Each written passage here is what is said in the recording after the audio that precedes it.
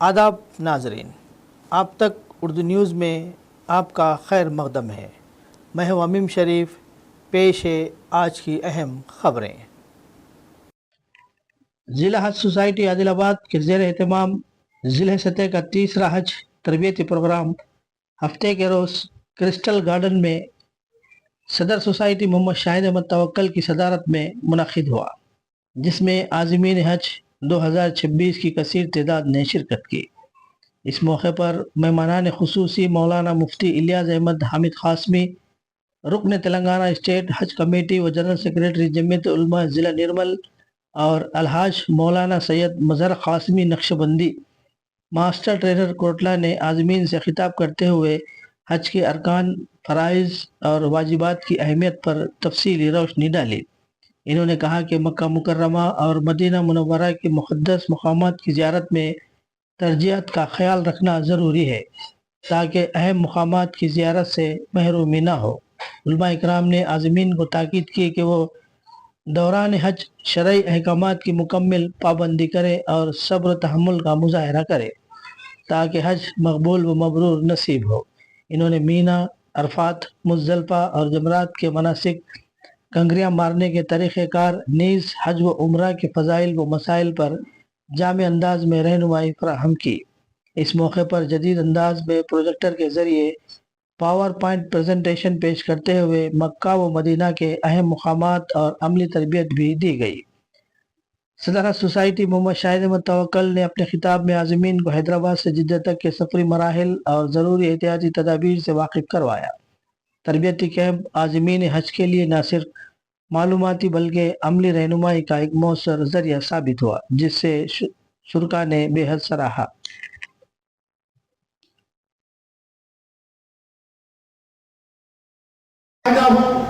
Telangana state حج committee کا ممبر ہوں، اس اعتبار سے کچھ باتیں آپ کی خدمت میں عرض کرنی ہیں کہ تلنگانہ اسٹیٹ حج کمیٹی جہاں تک ممکن ہو سکے آپ کو تمام تر سہولتیں پہنچانے کی کوشش کرتی ہے۔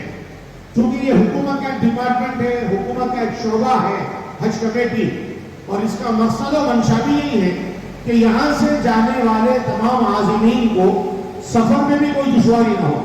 فارم بھرنے سے لے کر آپ کو فلائٹ میں، جہاز میں بیٹھنے تک قدم قدم پر حج کمیٹی آپ کی نمائندگی کرتی، رہبری کرتی ہے، آپ کو سہولتیں پہنچاتی ہے۔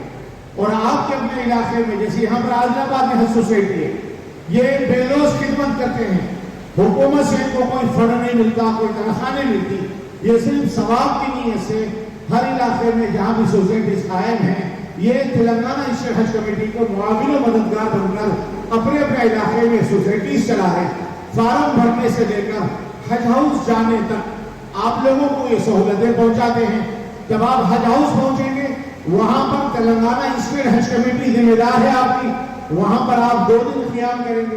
جانے سے 1 دن پہلے، 1.5 دن پہلے آپ کو بلایا جاتا ہے، وہاں پر پہلے آپ کو آپ کا ویزا اور پاسپورٹ دے دیا گیا، وہاں پہنچنے کے بعد آپ کو کارڈ دیا جائے گا، ID کارڈ وغیرہ دیا جائے گا، اور اس کو آپ کو محفوظ رکھنا ہے۔ وہاں 1.5 دن آپ رہیں گے، وہاں پر بھی تربیت کا ایک نظام چلتا ہے، آپ کے لیے کھانے کا، رہنے کا نظم ہوگا، اور آپ کو جو جہاز کا آپ کا جو وقت ہوگا اس سے 5 گھنٹے پہلے آپ کو ایک جو ہے پنڈال میں آپ کو بٹھایا جائے گا۔ وہاں پر ہمارے علاقے کے علماء کرام اور حج کمیٹی کے ذمہ دار تشریف لاتے ہیں، وہ لوگ آپ کو کچھ نصیحتیں کریں گے۔ اس کے بعد پھر آپ کو بس کے ذریعے سے ایئرپورٹ لے جایا جائے گا، اور ایئرپورٹ پر آپ کو جو ہے پوری سہولتیں دی جائے گی، جہاز میں لے جا کر بٹھایا جائے گا۔ اس کے بعد تلنگانہ اسٹیٹ حج کمیٹی کی ذمہ داری ختم ہو جاتی ہے۔ اب آپ وہاں سے سعودی حکومت کے حوالے ہو جاتے ہیں۔ اب آپ جدہ میں اتریں گے، وہاں سے آپ کو مکہ مکرمہ سعودی حکومت لے جائے گی، آپ کو بلڈنگ تک پہنچائے گی۔ بلڈنگ، آپ کی جو بلڈنگ اور عمارت ہوگی، وہاں پر جو جو سہولتیں دینی ہیں آپ کو، وہاں کی حکومت دے گی، سعودی حکومت دے گی۔ لیکن تلنگانہ حج کمیٹی برابر جو ہے یہاں سے آپ کو جو ہے آپ لوگوں کا جائزہ لیتی رہے گی، اور آپ لوگوں کی سہولت کے لیے تلنگانہ اسٹیٹ حج کمیٹی اور حج کمیٹی انڈیا کی جانب سے آپ کے ہر بلڈنگ میں ایک حج انسپکٹر رہیں گے۔ جیسے ہمارے عرفان شیخ نرمل کے یہ حج انسپکٹر منتخب ہوئے، ایسے ہی آپ کو ایک حج انسپکٹر رہیں گے ساتھ میں، جو آپ کو آفیشل رہنمائی کریں گے. آپ کو کوئی تکلیف نہ ہو، وہاں پر کوئی بیمار ہو گئے تو ان کو دواخانے کو لے جانا ہے، اور اسی طریقے سے آپ کے کاغذات وغیرہ پاسپورٹ وغیرہ گم ہو جائے تو اس کے لیے کیا کرنا ہے، اور وہاں پر کوئی آپ کو مشکل نہ ہو اور آپ کا حج آسان ہو، اس کے لیے یہ احباب ہم کوشش کرتے ہیں.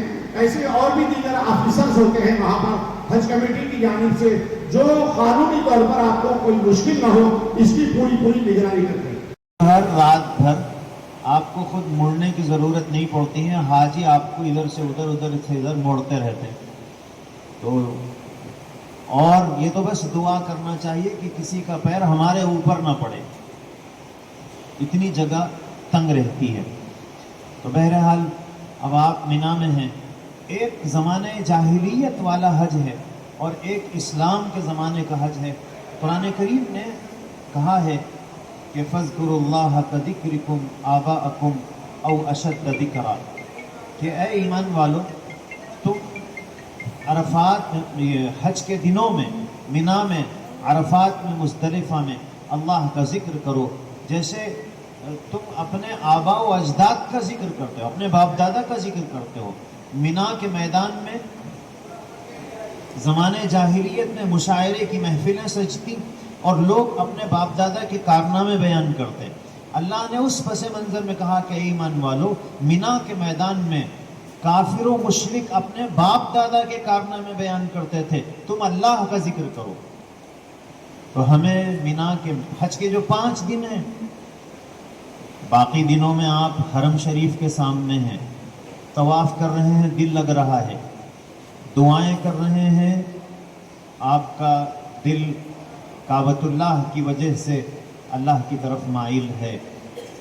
لیکن حج کے جو 5 دن ہیں، نہ کعبہ سامنے ہے، نہ طواف کر رہے ہیں، بالکل فرصت ہے. لیکن ان دنوں میں ہم اللہ کا زیادہ سے زیادہ ذکر کریں، اس کی آپ کو پوری کوشش کرنا ہے. قرآن کریم کا ایک چھوٹا سا نسخہ جس میں آپ پڑھ سکتے ہیں، ساتھ میں لے جائیے. آپ جو 4 لاکھ روپئے خرچ کر رہے ہیں وہ انہی 5 دنوں کے لیے،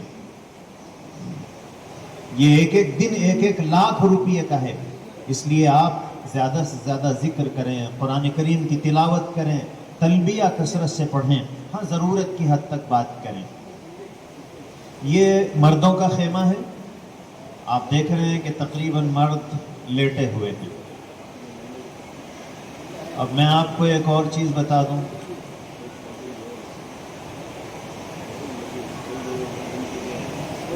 اس میں کوئی تو بھی لیٹے ہوئے ہیں کیا؟ یہ عورتوں کا خیمہ ہے، سب بزی ہیں.